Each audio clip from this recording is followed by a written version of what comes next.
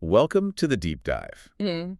Today, we are intentionally stepping far beyond the typical headlines. Mhm. The ones that have, for decades, been dominated by massive drug cartels and the endless flow of narcotics. Right. We are dedicating this deep dive to mapping the landscape of the specialized criminal, the meticulous fraudsters, the high-stakes thieves, and, well, the organizational gurus who build empires on precision and non-narcotics hustles. And that's the critical distinction we need to make for you, the listener. Yeah. While the vast revenues of drug trafficking certainly command global attention, the collection of specialized testimonies we've examined reveals a sophisticated parallel economy. An underworld. Exactly. An underworld often operating less through brute force and more through sort of intellectual exploitation of systemic flaws. Okay. So our mission today is to really understand the business models of these specialists. We're looking at everything from complex financial schemes that honestly blur the line with legitimate corporate practices Right. to highly organized, high-volume theft operations and the intricate internal mechanisms of violence used to enforce organizational rules when, you can't just call the cops. Right. This is a look at how criminals adapt to exploit vulnerabilities far beyond border checkpoints. And our sources today are they're foundational to this. We have these candid testimonies from former associates, high-level criminals, leaders who specialized in everything from counterfeiting and international car theft. To sophisticated mortgage fraud and illicit gambling. Exactly. Yeah. And we're comparing the street-level logistics, which are so often focused on the sheer physical challenge of cash, with these high-stakes, purely digital or white-collar operations. We'll be examining their organizational structures, their unique applications of violence, and the hidden financial architectures that kept these specialized hustles afloat for years. And what stands out and what I think requires careful analysis is the level of sophisticated planning. It is so easy to focus only on the resulting destruction, but the sheer intellectual rigor required to build a functioning synthetic identity empire or to move millions in bulk cash undetected across state lines that demands our attention. It really does. We have examples where the level of planning and operational execution, it rivals the efficiency you would find in any legitimate, highly profitable business. That's what I find so fascinating, the sheer technical skill involved. I mean, you take Matthew Cox's mortgage fraud, inventing entirely new people to defraud banks of millions. It's clearly criminal, obviously. Of course. But the technical expertise required to pull that off, that consistent fraud across multiple states, using forged documents, manipulating credit reporting agencies, Yeah. it demonstrates this perverse form of business efficiency. I really want to understand the steps he took. And that's exactly the tension we have to hold in this conversation, because no matter how clever or efficient the scheme appears, it always rests on a foundation of victimhood and ruthlessness. Okay. Whether it's high-stakes fraud hurting large institutions, which eventually hurts the taxpayer through economic distortion, Right, trickles down. it always trickles down, or it's the direct use of terror and violence. The moral calculus at the end of the day remains profoundly negative.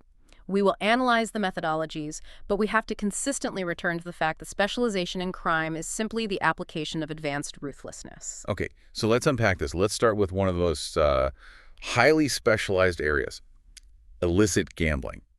For these professional criminals, the primary enemy wasn't the DEA or Border Patrol. No. It was the house itself, or, more specifically, the programming of the house. Yeah. We've got some truly unique insight from professional gambler Mickey Mace regarding casino fraud and his claim that the entire system is, well, allegedly rigged. This specific insight is crucial because it completely flips the common narrative. Mace claims that casinos, both brick and mortar and online, are fundamentally built on deception at a level far beyond simple mathematical probability. He goes really far with it. He goes so far as to claim they are literally cheating and setting the machines and jackpots to be effectively unbeatable, arguing that this practice is inherent to their system of operations. But wait, let's challenge that for a moment.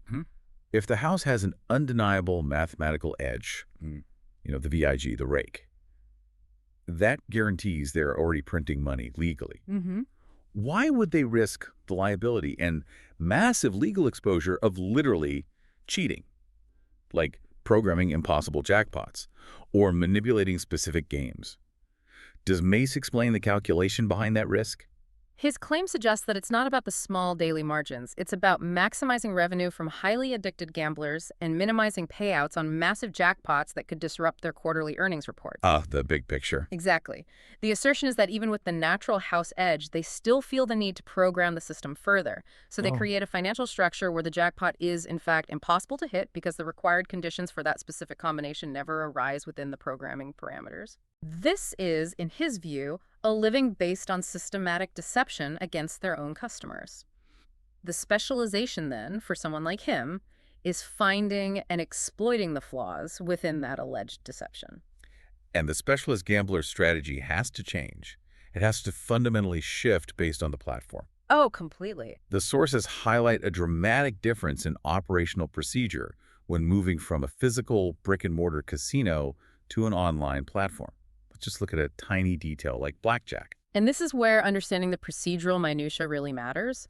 In a physical casino, if the dealer shows a face card or an ace, they will immediately check for a natural blackjack. Right, they look in that little mirror or use the sensor. Exactly. If they have one, the cards are cleared, the hand ends immediately before you can take any further action. And here is the key operational distinction. Yeah. Online, most providers don't check for a dealer blackjack until after the player has completed their entire hand. Which means you've had the chance to double down on an 11, split your aces, or hit on a weak hand. And that small procedural difference fundamentally alters the professional gambler's strategy. Totally. If the dealer checks immediately, you save your money on a 20 or an 11. If the house is a blackjack, you minimize your exposure. But if they wait until the end, they deliberately allow you to play through and lose potentially much more money. It significantly changes the house advantage in their favor for highly aggressive players. So the successful specialist has to adapt to these tiny programmatic differences. They might even have to move state to state or platform to platform as the rules change. They absolutely have to. And when you contrast the financial life of a successful professional gambler with a high-level trafficker, the difference is just startling. The complexities of trafficking, money hiding it, losing shipments, desperately trying to explain the origin. Compared to the surprising simplicity for a professional gambler, It's night and day. the professional gambler's taxes are incredibly simple, which is a significant operational advantage. The casino reports your winnings on a W-2G form. That is the amount taxed. That's it. That's it. Assuming the gambler can consistently win or consistently exploit the system, as Mace claims, the income is legally reported, fully taxed, and essentially clean from the moment it leaves the cashier's cage. Wow.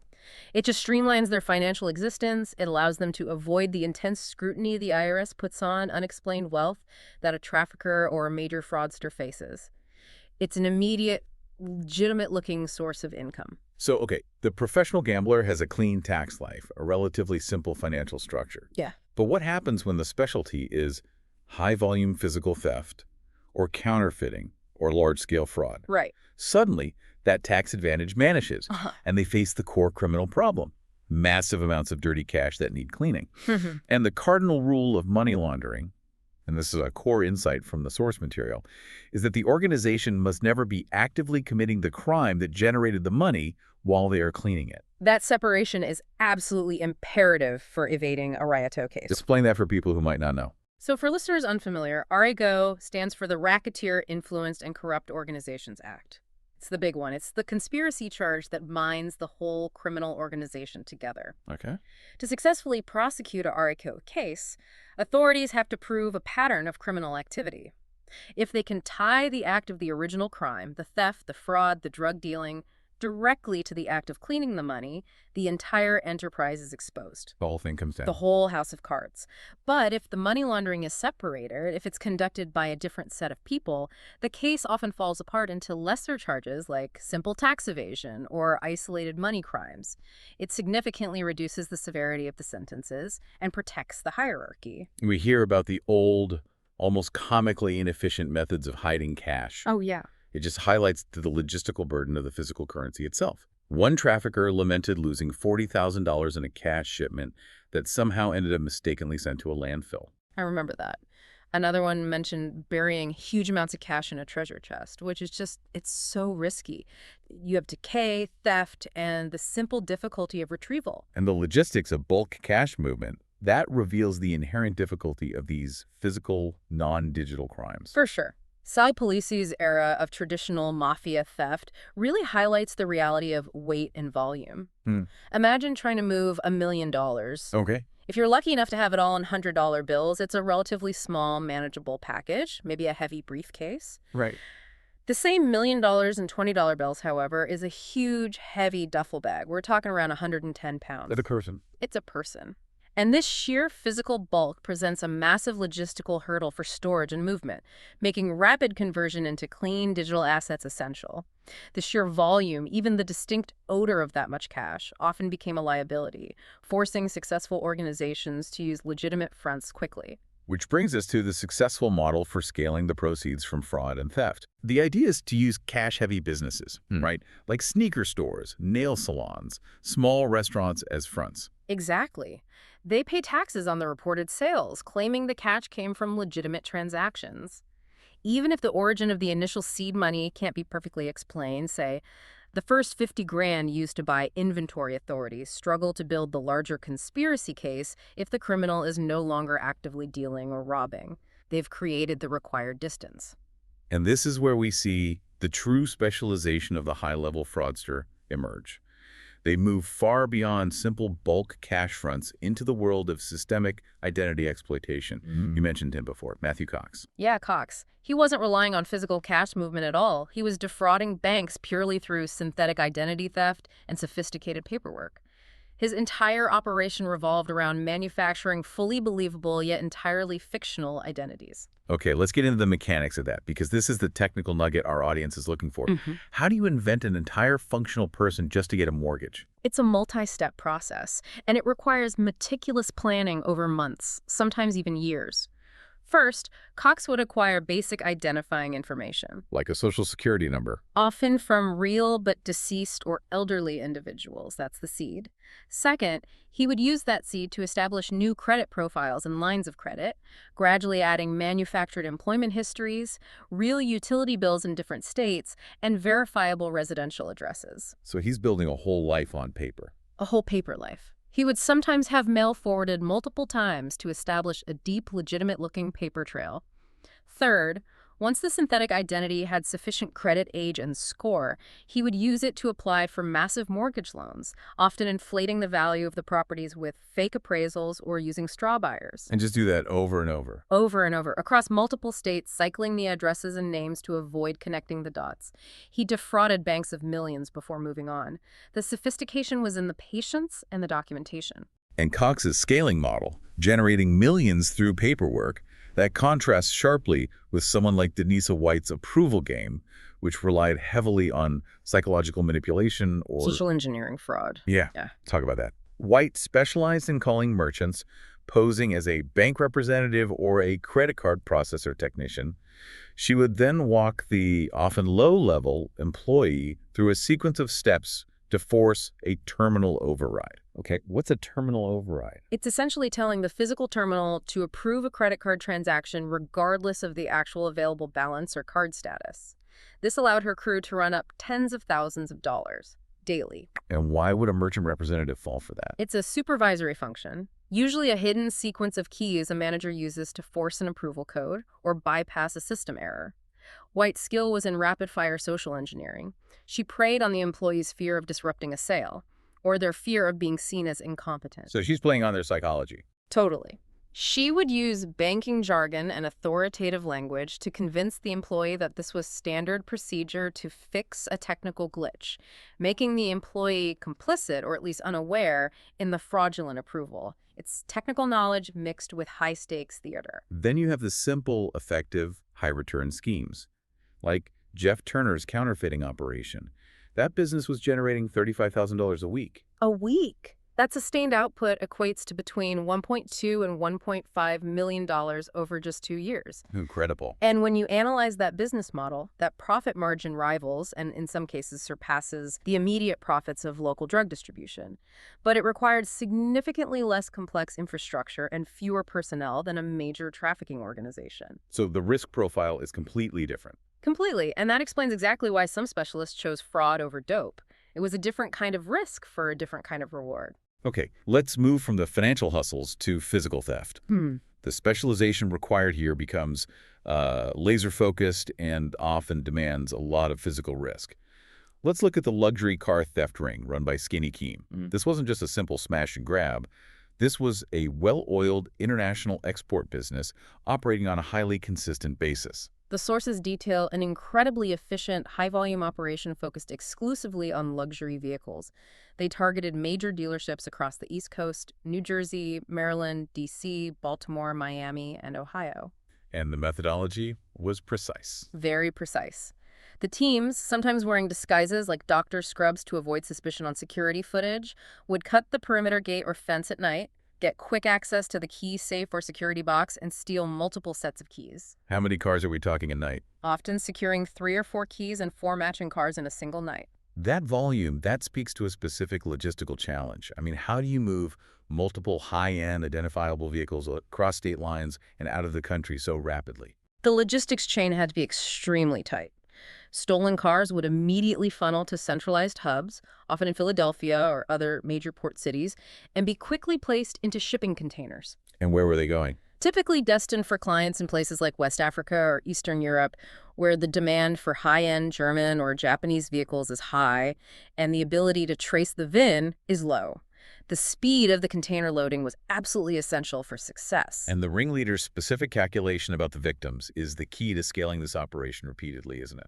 It is. It is the cynical genius of the business model. The ringleader operated under the belief, and often this proved true, that the car lots didn't genuinely care because the theft was merely an insurance write-off. So he saw it as a cost of business for them. A cost of business fully absorbed by an insurance policy. This cynical viewpoint allowed the theft ring to hit the same locations repeatedly, turning the lot into an unwitting monthly vendor for stolen vehicles. Because the immediate victim, the lot owner, didn't suffer a direct financial loss, the law enforcement response was often slower and less aggressive than it would be for, say, a violent home invasion or armed robbery. And to put this specialization in context, we have to include other theft specialists we've heard from. Big Herc, for instance, detailed a methodology for organized bank robbery. Which was a huge step up from the violent, random nature of his previous home invasions. That requires planning escape routes, timing, internal team discipline. It's a different world. Then you have specialized theft focused on victims who can't report the crime. Like Stephen French in Liverpool, who ran the notorious Taxman operation. Tell us about that. He systematically robbed drug dealers. He specialized in high-stakes, violent home invasions, targeting individuals known to have huge amounts of untaxed cash and high-value product, knowing they had zero recourse with the police. That is pure, specialized, targeted violence focusing on criminal theft. And then Carlin Robinson's career in London. Safe cracking and stick-ups, a different kind of technical precision, relying on knowledge of safe mechanisms and explosive compounds. All of these operations, they require specific, non-replicable skills to succeed at scale. It proves that physical theft, when specialized, can be as lucrative and complex as digital fraud. Okay, let's transition to organizational enforcement and violence. The traditional underworlds, especially the American mafia, had these codes of conduct. They did. But our sources confirm a moral collapse, a systematic breaking of foundational rules, heavily influenced by figures like John Gotti. Historically, the rules dictated against dealing drugs and, most critically, not killing for money or internal debt. But those lines were tragically crossed, driven by financial pressure and a changing environment. We heard from a former mob associate who revealed a truly dark example of the organization specializing in eliminating debts rather than paying them. It's chilling. The source described a scenario where one crew member was ordered to kill someone, specifically because the captain owed that person $250,000. So it wasn't about turf or a slight? No. It was simple financial expediency. It was murder as debt erasure. The source described this motive as the dirtiest part of the whole game, because it signaled the transformation of organizational violence from territory defense and internal discipline into pure financial self-interest and, frankly, cowardice. And I think the key structural takeaway here is that eliminating the debt was necessary to maintain the captain's authority. Explain that. Well, if a captain is known to owe $250,000 and can't pay it, his perceived financial power and his reputation are compromised, right? So eliminating the creditor is a ruthless but effective way to reestablish dominance and avoid paying the debt. You reinforce the organizational hierarchy through terror. Precisely. And the expectation of organizational loyalty became so extreme it demanded complete submission, even if the target was untouchable. The associate, Joe Barron, described a situation where a serious gangster named Dominic was willing to follow a hit order on a sitting federal judge or an assistant U.S. attorney. A federal judge. Yes. Now, this wasn't a confirmed murder, but the willingness to execute such a high-stakes, high-profile murder for organizational loyalty demonstrates the extreme lengths required to maintain operational secrecy and organizational power in the face of federal pressure. It's a chilling detail that Dominic, known for his seriousness, never hesitated. Never. And while the conspiracy never went further because of arrests, the willingness demonstrates the organization's shift away from its original codes of conduct, embracing pure, unmitigated ruthlessness when required by the leadership. Okay, let's move to another specialized hustle that relies heavily on perception and financial trapping. High-level pimping is described in the source material as the gentleman of leisure game. This operates on a completely different premise than street-level exploitation. It does. How does that model differ structurally? It sounds like it relies less on physical control and more on social engineering and economic control. It does. This model prioritizes a sophisticated presentation and high-end clientele. The women involved are intended to be perceived as classy. Their profession should be imperceptible to the public and, crucially, to the client until it's far too late. And the pimp, the gentleman of leisure. He operates in plain sight, often running legitimate businesses or appearing as a successful socialite, using his reputation and social skills to broker relationships. So the business model is a financial ambush. Explain how the money is taken. The goal is to ensure the customer only realizes the nature of the transaction after their pockets are thoroughly broken. This often involves orchestrating scenarios in high-end environments, casinos, exclusive clubs, private parties, where the cost of services, gifts, entertainment, and perceived favors rapidly escalates into the five-figure range. Wow. Or you're talking about high-value losses, potentially $10,000 to $15,000, before the customer understands they have been completely hustled. The expertise lies in making the crime look like a consensual, high-cost luxury service where the victim is too embarrassed to report the actual transaction. And we have to see this specialization in its economic context. In the 1980s, especially in urban environments plagued by poverty and lack of opportunity, pimping, much like selling crack, provided a viable economic option for young people. It was seen as a way to get out and figure out a way to win, regardless of the inherent moral or human cost. It offered a fast, though dangerous, track to wealth and status that traditional labor structures simply did not provide. And while that high-level crime specialized in systemic exploitation, the low-level hustle adapted instantly to technology. Right. The sources highlight the changing crime landscape in New York City with the rise of the ubiquitous cell phone. Yeah, the former NYPD detective notes that when he first joined the force, iPhones were becoming common, and this type of theft just exploded. Phone snatching became a huge and frequent hustle. And who are they targeting? Primarily tourists and transplants who lacked what we call street smarts, those distracted by their expensive devices in public. This is volume-based, low-level theft. It's a high-volume, low-risk operational model for the perpetrator. They exploit the high price point of the device and the low risk of a deep investigation. Why is the risk so low? Because police departments, due to high call volume for severe violence or high-level organized crime, often do not heavily investigate simple phone snatchings. The thieves know the statistical likelihood of being pursued seriously is minimal. They can commit dozens of these thefts, liquidate the phones, and face relatively minor legal consequences if they're caught, relative to a narcotics charge or armed robbery. So this creates a clear two-tiered system of criminality operating side by side. Absolutely. The specialists running international car rings or synthetic identity fraud operating in the corporate logistical world. And the opportunistic street hustlers adapting to new technology, both existing in the same city, but with dramatically different profit margins and risk profiles. Now we shift to organizations that function almost like alternative governments. Right. Governing territory and running long-standing rackets, often relying on intimidation and internal codes. The Hells Angels, described as an outlaw organization, present a fascinating case study in self-regulation and criminal enterprise. And the structure of the Hells Angels showcases this tension between their outlaw ideology and their highly functional, organized crime operations. Yeah. One former member highlighted instances where they stepped in to perform functions law enforcement could not, which, while obviously criminal in nature, provided a perverse form of community governance, or perhaps more accurately, territorial control. The prime example cited was in Ventura. Local street gangs had engaged in destructive, unpredictable drive-by shootings that were harming the community. And potentially drawing unwanted official attention to the Hells Angels territory. Exactly. So the Hells Angels leadership called a meeting with all the local gangs and dictated that the shootings must stop, enforcing the peace through their own mechanisms of control and guaranteed violence. And the implicit threat was that the police couldn't achieve this level of compliance, but the Hells Angels could enforce their mandate on the streets because their response to disobedience would be immediate and severe. But organizationally, this control facilitated their core criminal enterprises. The Mesa chapter, for instance, was heavily involved in assaults, shootings, gun running, and historically, members like Jim Brandis and Kenny Owens ran massive meth markets.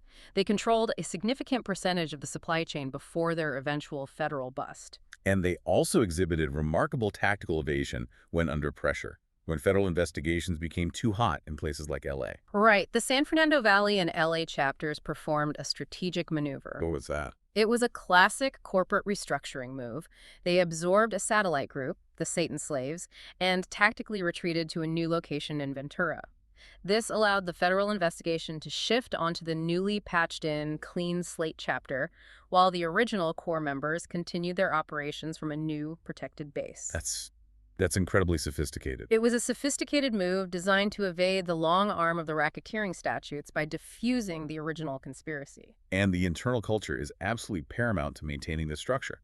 To gain full membership, to patch in, a prospect must achieve a 100% universal vote. Think about that level of vetting.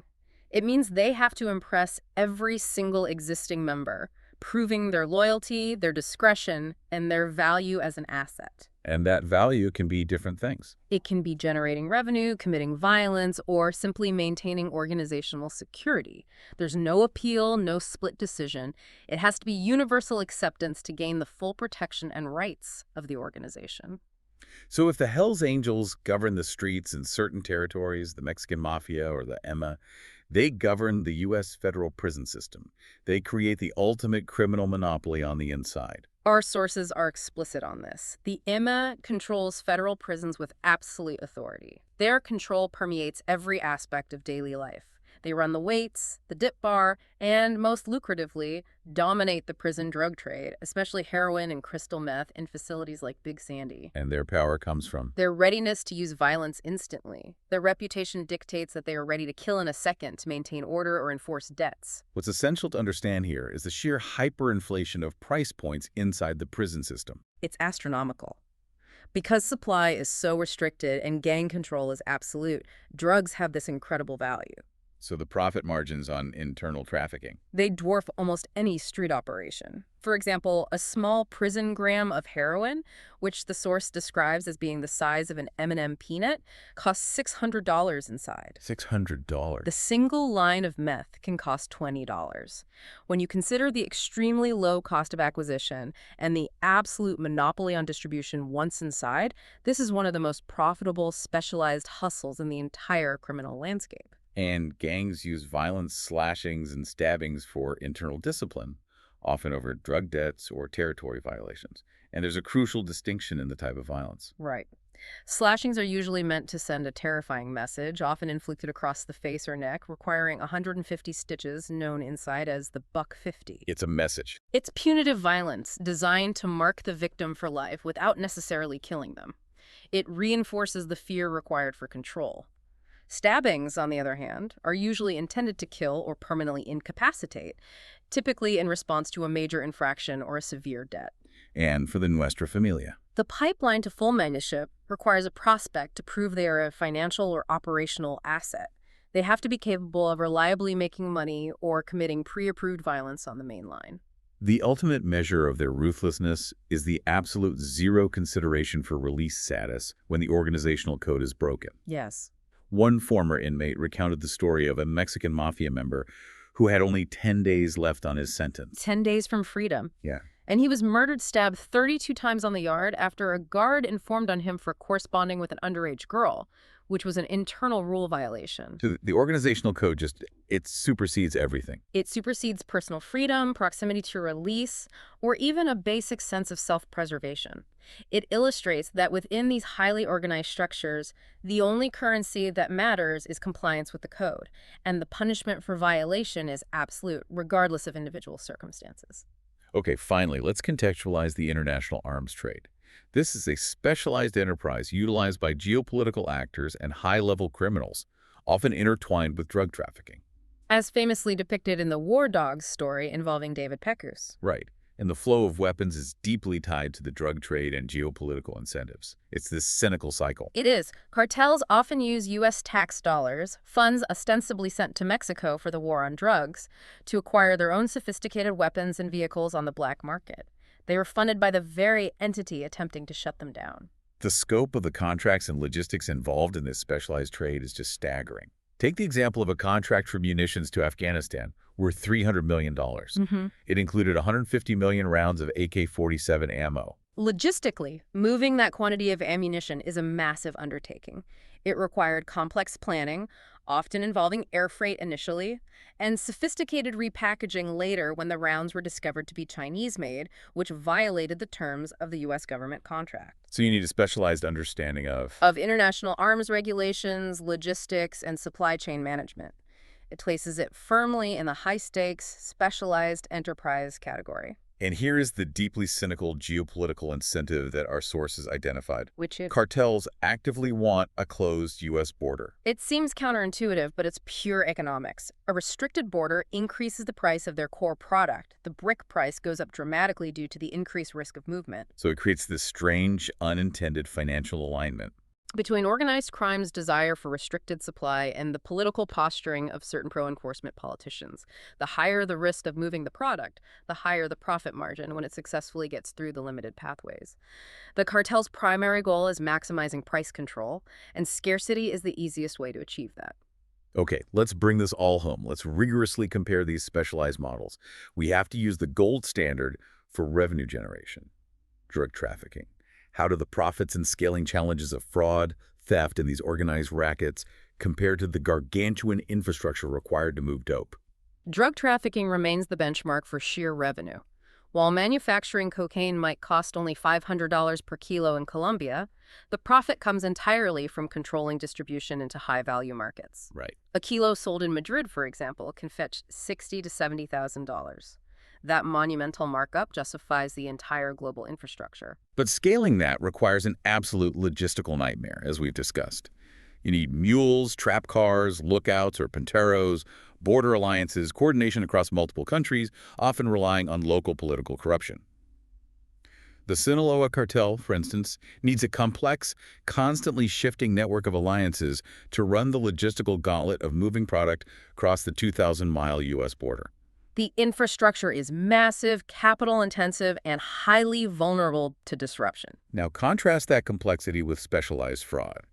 Jeff Turner's counterfeit money operation, making $1.2 to $1.5 million over 2 years. It achieved a high return with exponentially less personnel and operational infrastructure than large-scale drug logistics. And Matthew Cox's synthetic identity scheme. It required technical skill and constant vigilance regarding credit reporting cycles, but not a legion of armed gunmen and border alliances. His infrastructure was primarily digital and bureaucratic. And we also have to bring in Ian Bick's trajectory here. He started as a successful party promoter, leveraged his ability to generate social trust and excitement, and turned it into a Ponzi scheme. That model leveraged trust and finance, not violence or border logistics, to scale to millions. So the difference is clear. Dope requires massive physical infrastructure, border control, and logistics. While high-level fraud requires deep systemic exploitation and psychological manipulation, the infrastructure required for the fraudster is primarily intellectual and administrative. And this is where the core tension of this deep dive lies for me. As an admirer of strategic thinking, I look at the drive and the organization, the sheer audacity of creating fake identities to buy properties, or the precision required for specialized safecracking, like with Carlon Robinson. It's the ability to find and exploit the Achilles heel of a massive, complex system, whether it's insurance write-offs, casino software, or banking regulations. The question is that ingenuity worth noting, even if it's applied criminally? We have to note the ingenuity, but we must also continuously challenge the narrative of the clever criminal. Okay. As the skeptic, I have to push back hard against the glorification of that creativity or the notion of a victimless crime in the white-collar space. Fraud hurts major institutions, banks, insurance companies, but those massive losses are ultimately absorbed by the economy. They're passed on. They're passed on to ordinary people through higher fees, higher premiums, and higher interest rates. Theft and extortion create tangible fear and real economic loss. The specialized skill applied is often just pure, organized ruthlessness adapted for a technical environment. Yet some specialists made a deliberate choice to avoid the drug trade entirely. And not always due to legal fear, but sometimes due to a twisted form of internal moral calculation. That is an important nuance. We heard from a former mob associate who explicitly avoided dealing drugs because he didn't want to deal with the clientele, the people who would give up their mother for a bag of whatever. So for some, the moral calculation wasn't about the law itself. It was about maintaining a certain standard of criminal interaction. They may prefer to exploit the system, the insurance company, the bank, which they perceive as less ethically objectionable than directly exploiting the addict or the vulnerable community. The specialization, then, is as much a reflection of a preferred victim demographic systemic institutions over vulnerable individuals as it is a profitable business choice. I think that's right. The enterprises we've discussed today are defined by the ruthless, often systematic application of specialized skill for personal gain, regardless of whether the victim is a financial institution, a car dealership, or a person getting extorted in prison. So what's the key lesson here?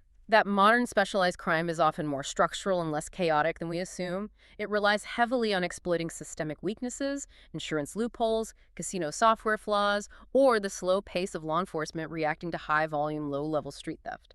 And while the methods are precise and often nonviolent initially, violence remains the ultimate enforcement tool, particularly within rigid organizational bodies like the mafia or La EMI. And looking ahead, the criminal enterprise is fundamentally adaptive. It's always shifting its focus to the highest margin, lowest risk area. With the potential future normalization of drugs, cartels, and specialized groups have already diversified heavily. They have. Mexican groups now make an estimated $14 billion annually just from human smuggling, a specialized logistics game. Extortion and non-drug fraud are becoming key pillars.